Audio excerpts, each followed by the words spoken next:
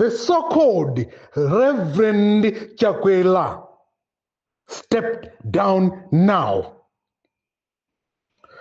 The so-called Reverend Chakwera, you are not a reverend. You have failed to fulfill all that you promised Malawians.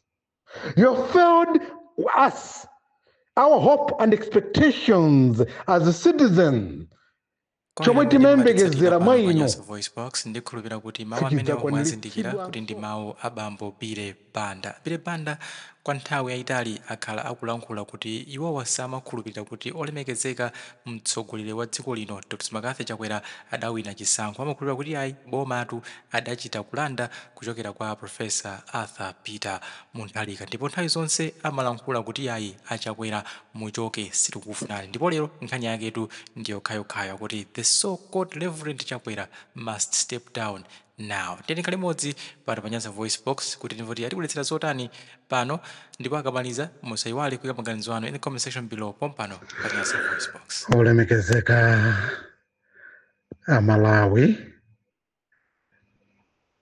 abwenzi ndi anansi onse kwina kulikonse kumene nzika ya dziko ili.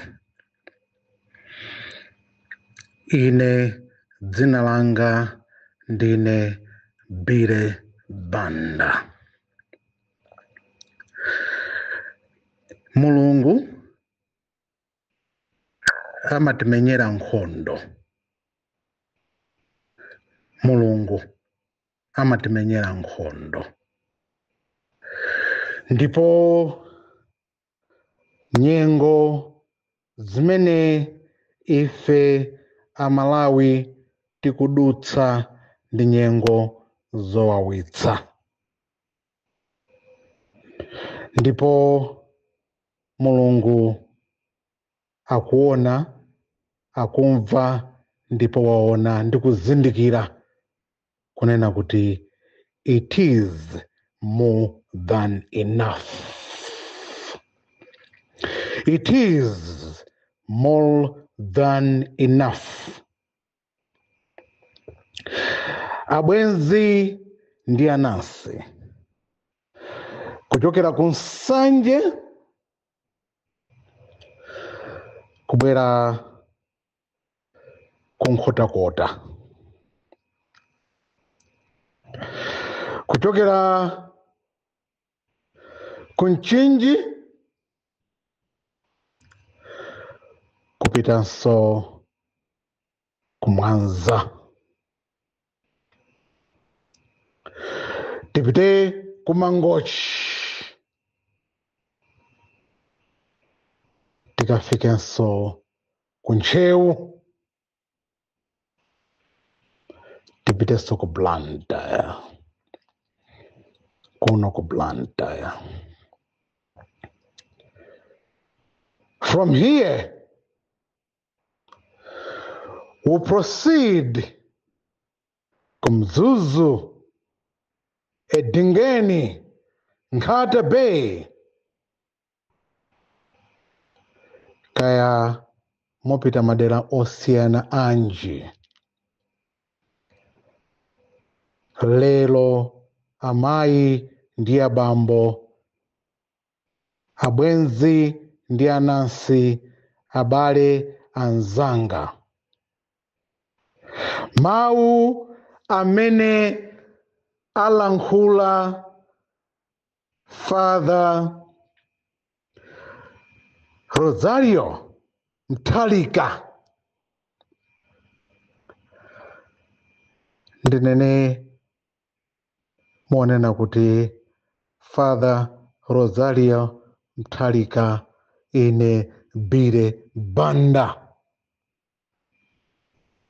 ndili pa mapazi anu chimodzimodzi tonse. Father Mutharika komanso onse opa Mulungu, kaya ndinu ma bishops, kaya ndinu mashehe, kaya ndinu ma reverends, kandi nima pastors, kandi nima apostles, in whatever vacation every citizen is in. Now is the time for each one of us to walk out of our comfort zone. Tichoke my comfort zone imene tipange chimvano cha mavu. Aphungu a nyumba ya malamulo. You have failed Malawians. We can't miss words. Aphungu atu a nyumba ya malamulo. You, the so-called lawmakers, you have failed Malawians. The so-called Reverend Chakwera stepped down now. The so-called Reverend Chakwera, you are not a Reverend. You have failed to fulfill all that you promised Malawians. You have failed us, our hope and expectations as a citizen. Chomwe timembegezera mwainu sichidzakwanitsidwanso. And owing to that, amayi ndi abambo, abwenzi ndi alongo, amene timayembekezera kuti inde watenga bomadi molanda, ndipo mokonda nzika, mokonda miyoyo ya Malawi. My President Professor Arthur Peter Mutharika, I don't consider him as the former president.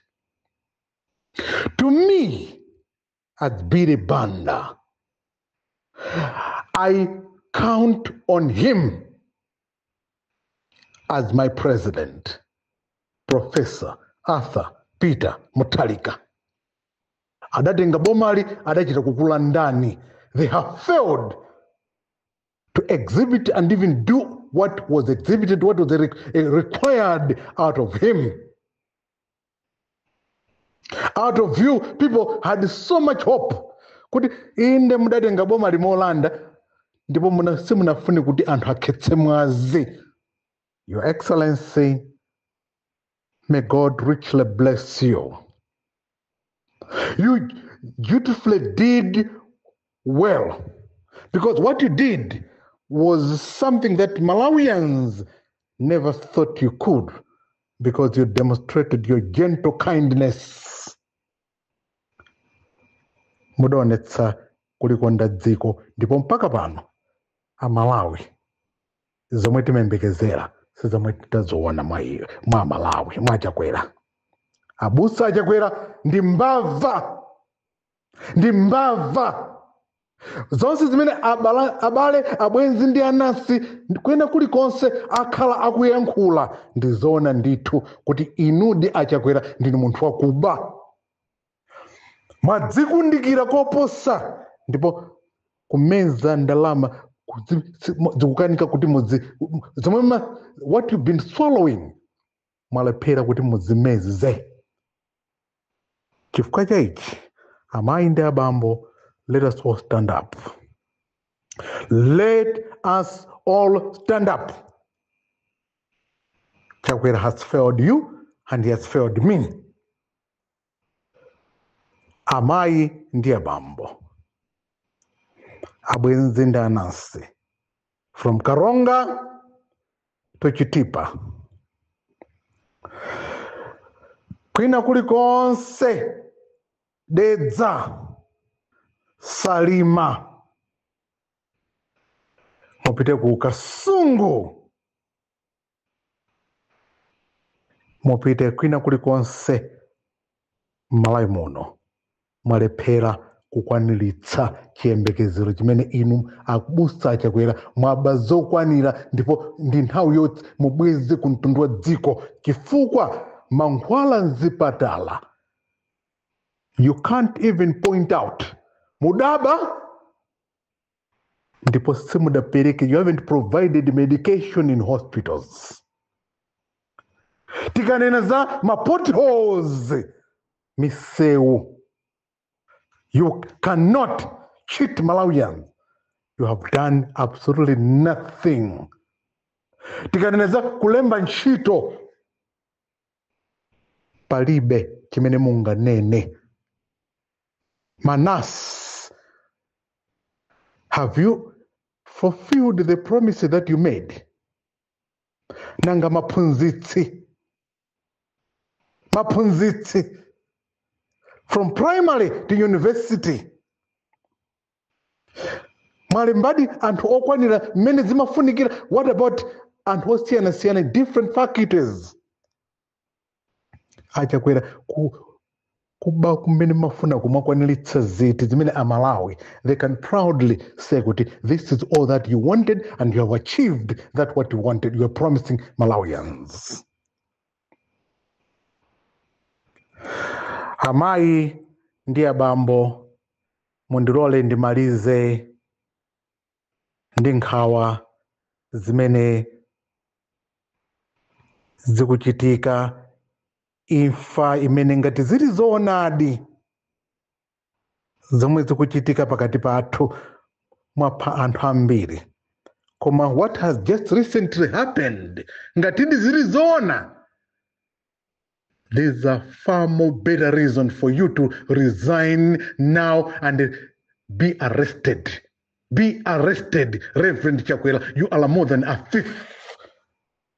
Tona ngati zili zoona zomwe zikumveka kunzuzo, zomwe imfa yomwe ikuchitika madera osiyana abwenzi ndi anasi, ndipo ndikukhulupirira tikudikira timve zomwe zikuchitika ku Zomba ndi madera ena.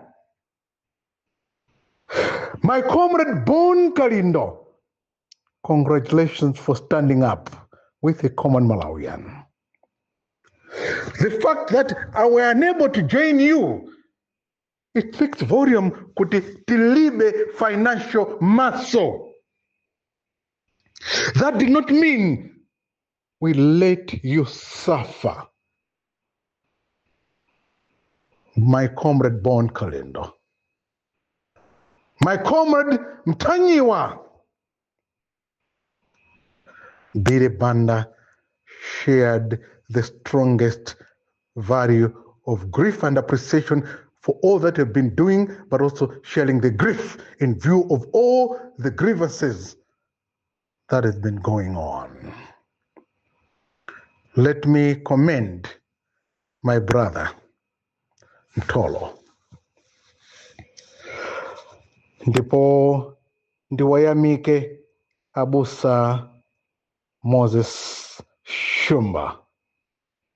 Pastor Moses Shumba, Mulungu akudalitseni. You have demonstrated strength, genuine strongest capacity. Kuti you are more stronger to stand with a common Malawian. Amayi ndi abambo, palibe china chimene nganene koposa kunena kuti tonsefe, my colleague from South Africa, Comrade Mtanyiwa, Comrade Ntolo, Bakiri Mluzi Television, Bire Banda is ready. Let us all come together as one. Titumikire ndi kuchitira dziko lathu chifukwa the country cannot keep any longer. Your Excellency Professor Arthur Peter Mutharika, Right Honorable Atupele Muluzi, Right Honorable Dr. Kanzingen Enoch Kihana, Billy Banda is expecting to hear your word now. Right Honorable Madam Professor Mary Chirima, and you will forever be a professor because of your genuine strength. Right Honorable Her Excellency Madam Professor Mary Chirima, Billy Banda admire your strength. Habwenzi ndi anasi kwina kulikonse kumenetili tigwirane manja tsopano. I am here in Blantyre. At any moment, at any time, let us walk into the streets. This country has collapsed. The economy of this country, nobody can cheat Malawian that you can afford to buy the basic necessities, or you can't even go to any place of work and enjoy all that you're doing. Amainda bambo tente pange mokonda dziko lathu. Ndibwere kwa mai wanga, my Dr. Jane Ansah. Madam, Billy Banda admires your genuine commitment and passion, and I'm looking up to you, Madam Dr. Jane Ansah. The onse Dr. Jane Matanga, my Tom Navicha, all other prominent people, let us come together and defend our country. Malawi has collapsed and we cannot continue. We shouldn't continue to face what things are happening. Ngatidi abwenzi ndi anasi zomwe zachitika kumzuzu, zomwe zikuchitika madera ena kandi kuzomba kandi madera osiyana-siyana. Amainde abambo, let us stand up and defend our country. Koma ngati zomwe zikuchitika kuzomba ndi zoona, zomwe zachitikaso kumpoto, oh, amainde abambo, let us stand up. Let us stand up. Tikatseke parliament, tikatseke state house, nyumba imeneje ndi misongo ya inu ndi ine. Maiko anzathu apanga zomwezo. What is it that ifeyo tikulephera kuchita chimodzimodzi? We shouldn't cheat and we shouldn't be cheated. It's about time for all of us to stand up. Fellow Malawians, Malawi belongs to us and Malawi belongs to you and me. May God richly bless you and may God give us the strength to withstand this pressure and this challenge. We're going through a lot of serious challenges. Inshallah. In Jesus' name, may God richly bless all of us. Thank you very much, fellow Malawians, and thank you very much, all citizens. Thank you.